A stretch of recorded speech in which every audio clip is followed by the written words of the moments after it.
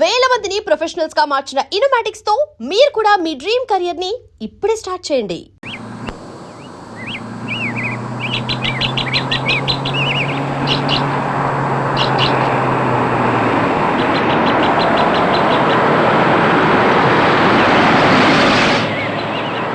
మీరు చెప్పిన ఊరు ఇదేనమ్మా? ఎవరి దగ్గరైనా అడ్రస్ కనుక్కోండి.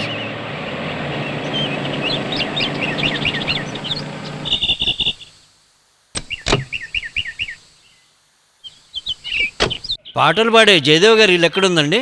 ఎవరు వీళ్ళు? మీరు ఎక్కడి నుంచి వస్తున్నారు? మేము చాలా దూరం నుంచి వస్తున్నాం. అతని ఇల్లు ఎక్కడుందో కాస్త చెప్పగలరా? చెప్పినా మీరు వెతికి పట్టుకోలేరు. అన్నా, మీరు ఆమెతో వెళ్ళి ఇల్లు చూపించారండి. వీళ్ళకి ఇల్లు చూపించేస్తాను, నేను టీ తర్వాత తాగుతానులే. రండి కూర్చోండి. అలాగేనండి. ఇప్పుడే పేపర్లు చదివాను నాకు వాహన యోగం ఉందని. నిన్నగా వెళ్ళండి, నేను చెప్తాను. జయదేవ్ గారు ఇప్పుడు ఎక్కడ కచేరీలు చేయటం లేదండి, ట్యూషన్లో చెప్పట్లేదండి. ఇంట్లో బాగోట్లేదు కదా. ఆ రోజుల్లో ఎన్ని సినిమాల్లో ఎన్ని డ్రామాల్లో పాడిన గొప్ప గాయకుడు. మీరేనన్నా చెప్పండి, ఆ రోజు సినిమా పాటలకి ఈరోజు సినిమా పాటలకి సంబంధమే లేదండి. ఆయన ఆరోగ్యం పాడిన దగ్గర నుంచి ఆయన చేతి ఎవరూ పాడించట్లేదండి. కళాకారుల జీవితం ఎప్పుడూ ఇంతేనండి. ఆ ఆడది ఎప్పుడైతే ఆయన దగ్గర చేరిందో ఆయన జీవితమే నాశనం అయిందండి. ఆయన ఆరోగ్యం దెబ్బతింది. కల్లా కపటం లేని మనిషి. ఆయన అనుకుని ఏం ప్రయోజనం లేదండి. పాపం ఆయనకి ఏమీ తెలియదండి. 6-7 నెలల క్రితం టీవీలో చూశాను. పాపం ఆయనకి దగ్గు ఎక్కువ అవటం వల్ల సరిగ్గా పాడలేకపోయాడు. కానీ ఆ రోజుల్లో ఆయన పాడిన పాటలన్నీ ప్రతి ఒక్కరూ పాడుకునేవారు. కానీ ఇప్పుడు పాడిన పాటలో శృతి లేదు, తాళం లేదు. ఇప్పుడు ఈ పాట జయదేవ్ గారే పాడారని మీరు చెప్పినా కూడా మీ మాట అసలు ఎవ్వరూ నమ్మరండి. ఒకరోజు మా పక్కింటి టీవీలో ప్రోగ్రాం చూస్తున్నప్పుడు వాళ్ళ ఆవిడ ఒకటే ఏడుపు. పూర్తిగా ఆయన గురించి తెలిసిన వాళ్ళు తట్టుకోలేరు, చాలా బాధపడతారు. ఇంకా చాలా దూరం వెళ్ళాలా? వచ్చేసాం, దగ్గరలోనే ఉన్నాం. కానీ ఇంటి దాకా కారులో వెళ్ళటానికి వీలు పడదు. ఇక్కడే ఆఫ్ చేయి. దిగండి. చూడమ్మా, ఈ వంతెన దాటి అటుపక్క వెళ్ళాలి. నడుస్తారు కదా?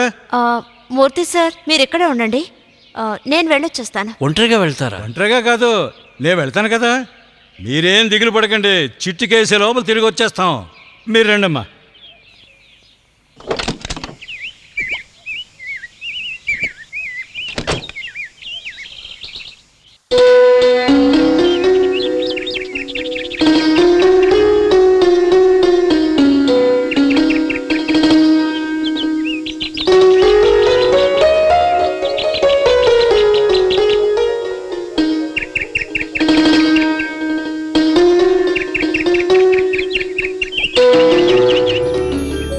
ఇదే ఆయన ఇల్లు. మరి నేను బయలుదేరుతానమ్మా. చాలా థ్యాంక్స్ అండి. పర్వాలేదమ్మా.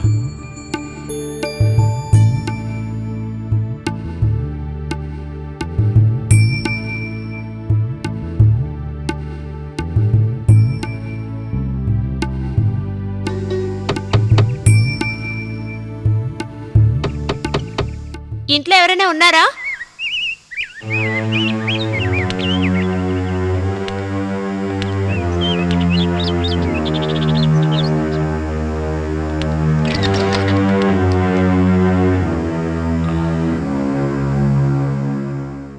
మీరెవరో తెలియడం లేదే.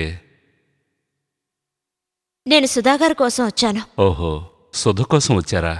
ఉండండి, పిలుస్తాను. సుధా, సుధా, ఇలారా. తనేదో పనిలో ఉన్నట్టుంది. అన్ని పనులు తనే చూసుకోవాలి. నేనుండి ఏ ప్రయోజనం లేదు. పిలిచారా? సుధా, ఈవిడ నిన్ను చూడ్డానికే వచ్చారు. మీరెవరో నాకు తెలియదే. నా పేరు రాణి. రాణా? అవును, రాణి. ప్రొఫెసర్ బాలచంద్ర గారి కూతురు.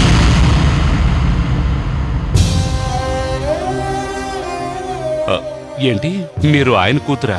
రండి, కూర్చోండి. వద్దు, నన్ను ముట్టుకోవద్దు. అమ్మా రాణి, నువ్వు నా కూతురువమ్మా. నీ వయసులో ఎవరున్నా ఈ విధంగానే నన్ను పిలుస్తారు, కానీ నన్ను అలా పిలవడానికి నీకు మాత్రం అర్హత లేదు. కానీ నేను నీ తల్లినమ్మా. నాకసలు తల్లి లేదు. ఈ మాట చెప్పడానికేనమ్మా నువ్వు ఎంత దూరం వచ్చావు? ఈ మాట వినడానికేనా నేను ఎన్నేళ్ళు ప్రాణాలతో ఉంది? అవును, ఆ మాట చెప్పి వెళ్దామనే వచ్చాను. పసిపాపని కూడా చూడకుండా విసిరేసిన దుర్మార్గురాలు ఎవరిని చూడడానికి వచ్చాను.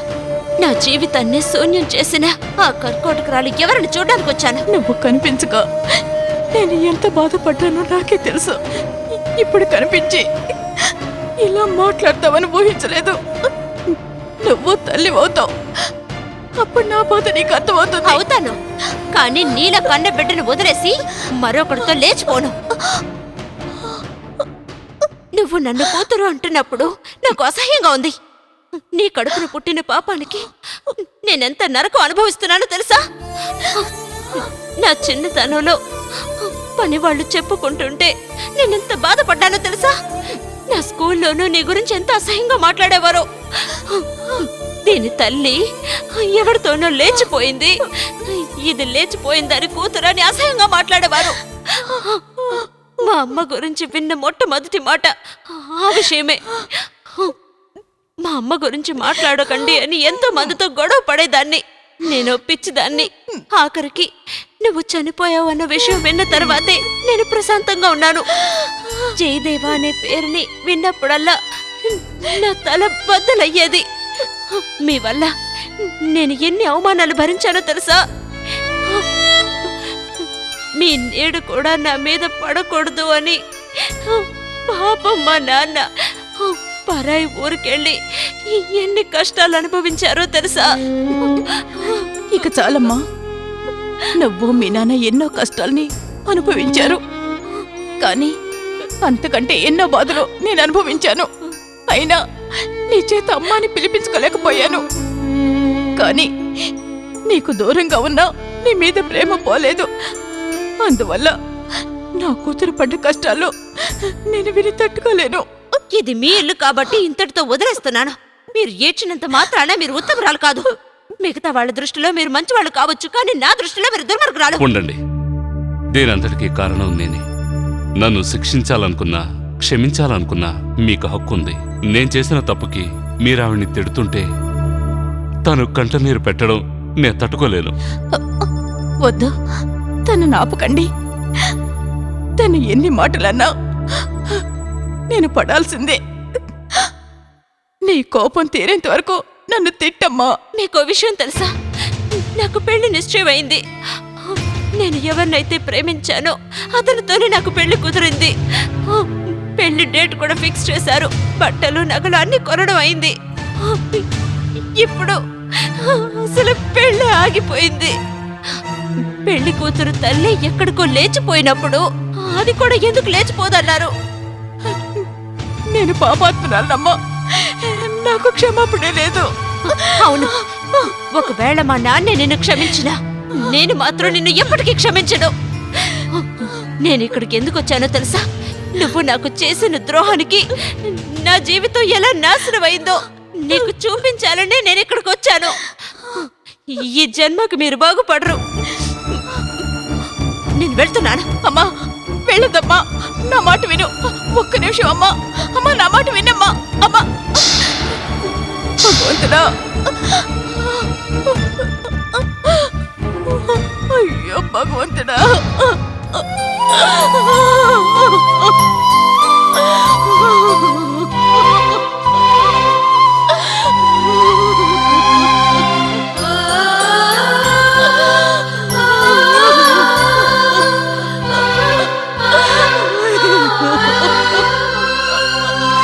ఇన్నాళ్ళు నువ్వు ఒంటరిగా ఉన్నావు. ఇకపై అలా ఉండడం కుదరదు. నీకు ఆయన్ని చూడాలనుంటే చెప్పు, నేను నిన్ను బాలచంద్ర ఇంటికి తీసుకెళ్తాను. నా మాట విను. నువ్వు తనతో అలా మాట్లాడుండకూడదురాని. ఎంతైనా తను నీ కన్నతల్లి కదా. నిజానికి తను అంత పెద్ద తప్పు ఏమీ చేయలేదు. మీరు కావాలంటే ఆవిడ చేసిన తప్పును మర్చిపోయి క్షమించొచ్చు, కానీ నా వల్ల కాదు. కొన్ని విషయాలు మర్చిపోక తప్పదమ్మా, లేదంటే జీవితంలో మనశ్శాంతి అన్నదే ఉండదు. నువ్వు రాజును కూడా మర్చిపోవాలి. ఇప్పుడు నా మనసులో రాజు లేడు నాన్న. అబద్ధం. ఇప్పటికీ నీ మనసులో ఉన్నది రాజు మాత్రమే. నువ్వు అతన్ని ఎంతగా ప్రేమిస్తున్నావో ఇప్పుడేగా నీకు అర్థమైంది.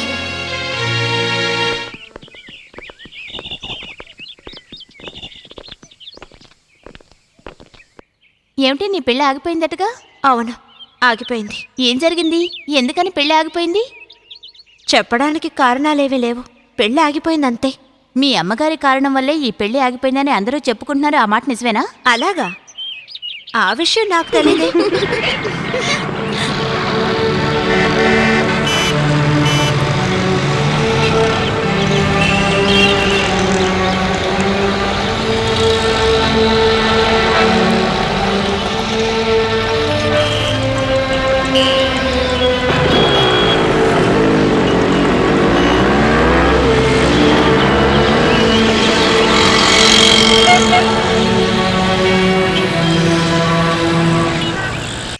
రే అలా చూడు, చెట్లు ఎలా ఎండిపోయాయో.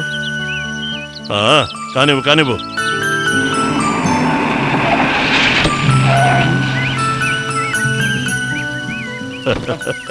అరే చాలా రోజుల తర్వాత వచ్చారు, ఏంటి విషయం? మిమ్మల్ని ఒక సహాయం అడగాలని వచ్చాను. మీరింట్లోనే ఉన్నందుకు సంతోషంగా ఉంది. నేను మీతో ఒక ముఖ్యమైన విషయం మాట్లాడాలి. కూర్చోండి, కూర్చొని మాట్లాడుకుందాం. ఇప్పుడు చెప్పండి, ఏం కావాలో చెప్పండి. మా పెద్దబ్బాయి గురించి మాట్లాడాలని వచ్చాను. వాడు చిన్న తప్పు చేశాడు. జంగాల కండిగలో ఉన్న మా సారాయి షాపులో ఈ మధ్య రైడింగ్ జరిగింది. ఆ సమయంలో మా అబ్బాయి అక్కడున్నాడు. నా బ్యాక్ టైం చూడండి. రైడ్ చేసిన ఆఫీసర్ని మా అబ్బాయి కొట్టాడు. అంతటితో ఆపకుండా ఆఫీసర్ని మా అబ్బాయి హత్య చేశాడు. దీన్ని ఎలా సాల్వ్ చేయాలో అర్థం కావడం లేదు. ఏంటండి, ఇది కూడా ఓ సమస్యనా? ఇది మీరు ఫోన్లోనే చెప్పనొచ్చు కదా. ఈ ప్రాబ్లం ఇప్పుడు చాలా సీరియస్ అయింది. ఈ కేసు ఇప్పుడు కోర్టులో ఉంది. ఈ సమస్యను ఎలాగైనా మీరే పరిష్కరించాలి. అసలు నేనేం చేయాలో చెప్పండి. ఈ కేసును వాదించే అపోజిషన్ లాయర్ మీ అబ్బాయి రాజే. ఎలాగైనా మీ అబ్బాయితో మాట్లాడి ఈ కేసును వాపస్ తీసుకోమని చెప్పండి. ఇది చాలా సింపుల్ విషయం. ఇప్పుడే నేను వాడితో మాట్లాడతాను. రే భాస్కర్, రాజును రమ్మను.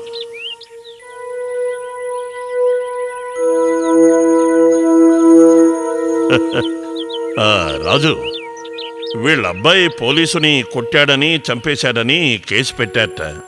ఆ కేసుని వాదిస్తున్న అపోజిషన్ లాయర్వి నువ్వేనని నాకు తెలిసింది. కేసుని వాపస్ తీసుకోరా. సారీ డాడీ, మీ మాట అంటే నాకు చాలా గౌరవం డాడీ. కానీ ఈ విషయంలో మాత్రం దయచేసి నన్ను కంపెల్ చేయదు డాడీ, ప్లీజ్. నా ప్రొఫెషన్ని వ్యాపారంగా మార్చడం నాకు ఇష్టం లేదు. తప్పు చేసిన వాళ్ళు శిక్ష అనుభవించక తప్పదు. ఆగు బాబు, మీ నాన్నను అడిగి చూడు. నేను మీ నాన్నకు ఎంతటి సహాయం చేసి ఉంటానో ఆయన మనస్సాక్షికే తెలుసు. ఏంటయ్యా నీ పెద్ద లాయర్ చదువు? నేను తలుచుకుంటే నిన్ను ఈ వృత్తిలోనే కాదు, శాశ్వతంగా ఈ లోకంలోనే లేకుండా చేస్తాను. జాగ్రత్త. రామ్మోహన్ రావు, నువ్వు మా అబ్బాయితో మాట్లాడుతున్నావని మర్చిపోవద్దు. ఉండండి డాడీ, ఆయన ఏం మాట్లాడతారో మాట్లాడేవండి. ఆయన ఏం చేస్తారో నేను చూస్తాను. ఆహా, నేనేం చేస్తానో నువ్వే చూస్తావుగా. మా అబ్బాయికి హాని తలపెట్టావంటే నిన్నేం చేస్తానో నాకే తెలియదు. నీలాంటి వాళ్ళని చాలా మందిని చూశాను. వెళ్ళిక్కడి నుంచి. వెళతాను. మీ ఇద్దరిని అంతం చేస్తాను. చించావులే బో. రాజు, నువ్వు అనవసరంగా లేని పని గొడవలను ఎత్తున పెట్టుకోకు.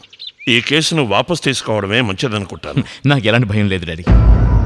ఇలా బెదిరించే వాళ్ళని నేను చాలా మందిని చూశాను. నాకేమీ కాదు. తప్పు చేసిన వాళ్ళు శిక్ష అనుభవించక తప్పదు. రే, తను చాలా దుర్మార్గుడు. డాడీ, నేను మంచి వాళ్ళకి మంచివాడిని, చెడ్డవాళ్ళకి చెడ్డవాడిని. నా రూట్లోనే పోనివ్వండి.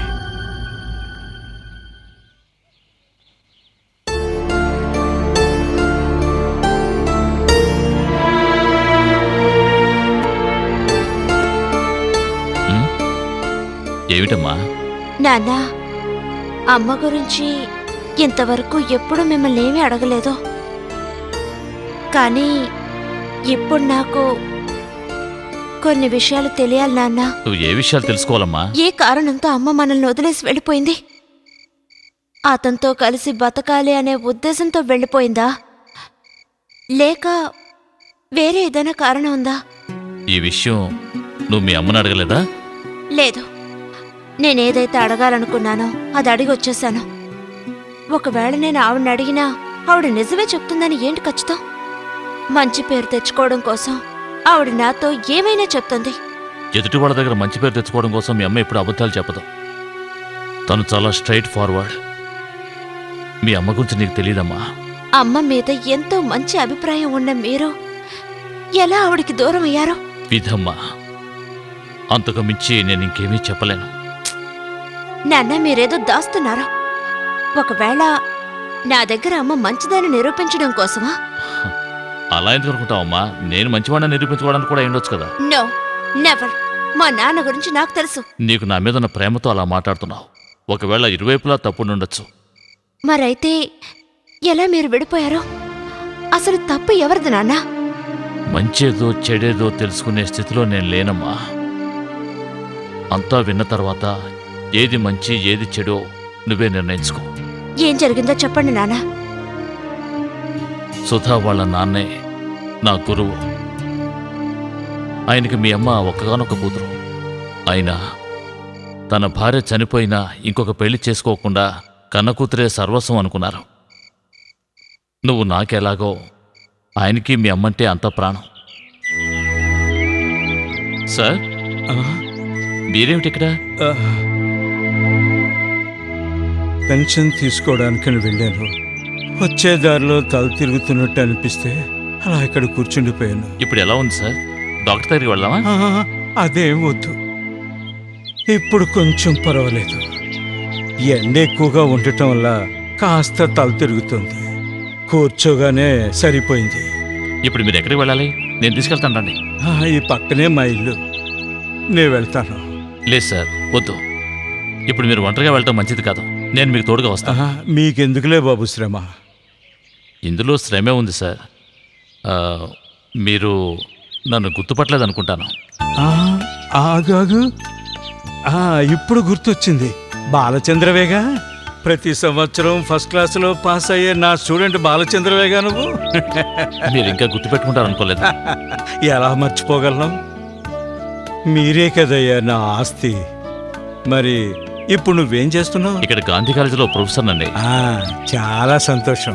తన దగ్గర చదువుకున్న విద్యార్థులు ఒక ఉన్నత స్థాయికి వెళ్ళినప్పుడు ఆ గురువుకి అంతకు మించిన ఆనందం ఇంకేముంటుందయ్యా? సార్, కాస్త మెల్లగా నడవండి. ఆరోగ్యం బాగాలేదు కదా. నా విద్యార్థిని చూసిన ఆనందంలో నా వయసే మర్చిపోయినయ్యా. సుధా కూడా నీలాగే మాట్లాడుతుంది.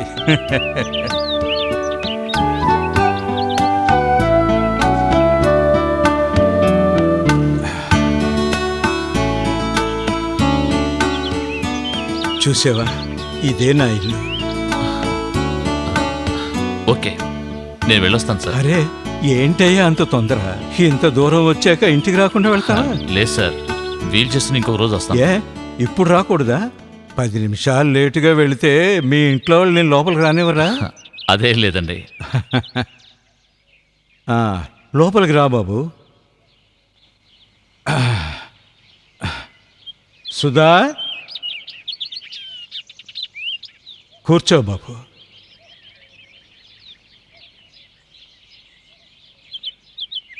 ఏంటి నాన్న ఇంత లేటు? నీకు ఇతను ఎవరో తెలుస్తోందా? ఈ అబ్బాయి నా పాత స్టూడెంట్, పేరు బాలచందర్. ఇప్పుడు కాలేజీ లెక్చరర్. నమస్కారం. నమస్కారం. ఇతను నన్ను చూడకపోతే నేను అసలు ఇంటికి వచ్చేవాడిని కాదేమో. ఏమంటున్నారు నాన్న? ఏమీ లేదు, కాస్త తల తిరిగిందంటే దారిలోనే కూర్చుండిపోయాను. అయ్యో, ఏమైందానా? ఇప్పుడు ఎలా ఉంది? నాకేమీ కాలేదమ్మా, నువ్వేం కంగారు పడకు. భయపడాల్సిందేమీ లేదు. నాన్నకి ఒంట్లో బాగాలేకపోయినా నాతో ఏమీ చెప్పరు, అదే నాకు భయం. నాకేం కాలేదని చెప్పాను కదా. నువ్వు వెళ్ళి బాలచంద్రకు ఒక కప్ కాఫీ తీసుకురా. లేదండి, వద్దు. ఏం బాబు, నీ కాఫీ అలవాట్లేదా? ఒక్క నిమిషంలో తీసుకొస్తాను. అప్పుడే నేను మీ అమ్మని మొదటిసారి చూశాను. మొదటి చూపులోనే మీ అమ్మ నన్ను ఆకర్షించింది. తన అందం, తన మాట తీరు, ఇవన్నీ కూడా నన్ను ఎంతగానో ఆకర్షించాయి. ఆ తర్వాత వాళ్ళ నాన్నగారిని కలవడం కోసం నేను తరచూ వాళ్ళ ఇంటికి వెళ్తుండేవాడిని. సుధ కూడా నన్ను ఇష్టపడటం వల్ల మేము మరింత దగ్గరయ్యాం. ఒకసారి నేను వాళ్ళ ఇంటికి వెళ్ళినప్పుడు వాళ్ళ ఇంటికి ఒక గెస్ట్ వచ్చాడు. అరే రాబాబు, ఇప్పుడు నీ గురించే మాట్లాడుకుంటున్నావు. నన్ను చూసి మీరు అలా అంటున్నారు కదా. ఆహాహా, అదేం లేదు, నిజమే చెప్తున్నాను. రా వచ్చి కూర్చో. ఈయనెవరో నీకు తెలుసా? నీలాగే నేనంటే ఎంతో అభిమానం ఉన్న నా పాత స్టూడెంట్. పేరు జయదేవ్. బాగా పాడతాడు. Hello sir. హలో. ఇప్పుడు కాకపోయినా ఎప్పటికైనా ఆంధ్రప్రదేశ్ మెచ్చుకునే గొప్ప గాయకుడు అవుతాడు. అలాంటిదేమీ లేదు. నా మీద ఉన్న ప్రేమతో అలా అంటున్నారు. అయ్యయ్యో, నిజమే చెప్తున్నారు. మా గురువుగారు ఎప్పుడూ అబద్ధం చెప్పరు. తర్వాత జయదేవ్, ఈయనెవరో నీకు తెలుసా? పేరు బాలచందర్. పెద్ద కాలేజీ లెక్చరర్. నిన్న నాన్నకు మైకు వచ్చింది. మీతో చెప్పకూడదని నాన్నగారు ఆర్డర్ వేశారు. భలేవరే, ఒంట్లో బాగపోతే చెప్పకుండా ఉంటారా? ఏమిటి సార్ మీరు? పదండి డాక్టర్ దగ్గరికి వెళ్దాం. అవును, కంప్లీట్గా చెకప్ చేయించాలి. చూసారా, జయదేవ్ గారు కూడా కరెక్ట్గా అదే మాట చెప్తున్నారు. బాగా ఆలోచించి నా మనసులో ఉన్నది వాళ్ళ నాన్నగారితో చెప్పాలని నిర్ణయించుకున్నాను. ఏంటి బాబు, నాతో ఏదో మాట్లాడాలని చెప్పావు? సార్, అది అది మీరు తప్పుగా అనుకోకపోతే నేను సుధని పెళ్లి చేసుకోవాలనుకుంటున్నాను. ఇది చెప్పడానికి ఎందుకయ్యా ఇంత ఆలోచన? నాకు ఇష్టమే బాబు. చాలా చాలా సంతోషం. పెళ్ళి సింపుల్గా జరిగితే చాలండి. నాకు బంధువులంటూ ఎవరూ లేరు, ఫ్రెండ్స్ కూడా పెద్దగా ఎవరూ లేరు. అందుకని ఆడంబరం ఏమీ అక్కర్లేదు. ఓకే, సింపుల్గానే చేద్దాం. అలా చేస్తేనే నాకు ఇష్టం. సరే, ఇప్పుడే నాకు గుర్తుకొస్తుంది, ఇన్నేళ్ల పరిచయంలో మీ తల్లిదండ్రుల గురించి నాకేమీ చెప్పలేదే. నేను చెప్పాను కదా సార్, నాకు అమ్మా నాన్న లేరు. నాకు ఊహ తెలియక ముందే మా అమ్మ చనిపోయింది. మా నాన్న ఉండి లేనట్టే. ఆయన ప్రేమని నేను ఎప్పుడూ పొందలేదు సార్. ఎందుకంటే ఆయన ఎప్పుడు చూసినా బిజినెస్ అంటూ 24 గంటల సేపు తిరుగుతూ ఉండేవారు. ఆ తర్వాత ఆయన చనిపోయారు. బంధువులంటూ నాకెవరూ లేరు. ఇక మేము ఉన్నాంగా. ఇప్పుడు ఒప్పుకుంటారా నేనే గెలిచానని? సరే సరే, నువ్వే గెలిచావులే. ఒప్పుకుంటున్నాను. ఎందుకు అలా వెళ్ళిపోతున్నావు? ఆగు, నేను వస్తున్నాను. పందెం కట్టుంటే ఓడిపోయి ఉండేవారు కదా. అందుకే ముందుగా తెలివితేటలతో పందెం వద్దు అని చెప్పాను. మేడం, కాస్త నడిస్తే చాలు, ఆయాసం ముంచుకొస్తుంది. అయితే రండి, మనం డాక్టర్ని కలిసి వెళ్దాం. అమ్మో, ఇప్పుడు డాక్టర్ దగ్గరికి వద్దు. నువ్వు డాక్టర్ దగ్గరికి వెళ్ళి పిల్లలేరని చెప్పి ఆయన బుర్ర తింటావు. నాకు ఆయాసం వస్తుందని చెబితే మనకి జీవితంలో పిల్లలే పుట్టరు అని చెబుతాడు. ఆ తర్వాత నువ్వు నా ప్రాణాలు తీస్తావు. అక్కడ చూసావా ఎవరు వస్తున్నారు? వండర్ఫుల్. ఏమిటి వాకింగా? స్లిమ్ అవ్వాలనా? ఆటో ఏమీ దొరకలేదు, అందుకనే నడిచి వస్తున్నాం. డాక్టర్ని చెప్పింటే మీకు కలవాలి కదా. అపాయింట్మెంట్ తీసుకున్నామంటే అపాయింట్మెంట్ లాగానే ఉండాలి. అవునవును, అపాయింట్మెంట్ కీప్ చేయడంలో మీ భార్యాభర్తలకు ఎవరూ సాటరారు. నిన్న సాయంకాలం నన్ను ఇంటికి రమ్మని చెప్పి మీరిద్దరు ఎస్కేప్ అయిపోయారు కదా. అయ్యో, తప్పు జరిగిపోయింది. తనకి గుళ్ళో ఒక తీర్చవలసిన మొక్కు ఉంది. అసలు విషయం అది చెప్పడం మర్చిపోయాం. అది ఎలా మర్చిపోతారండి? నిన్న రాత్రి నేను చేశానంటే చాలు ఇంక మొక్కు. ఆయన చాలా పనులు ఉన్నాయి, మీరు వెళ్ళండి.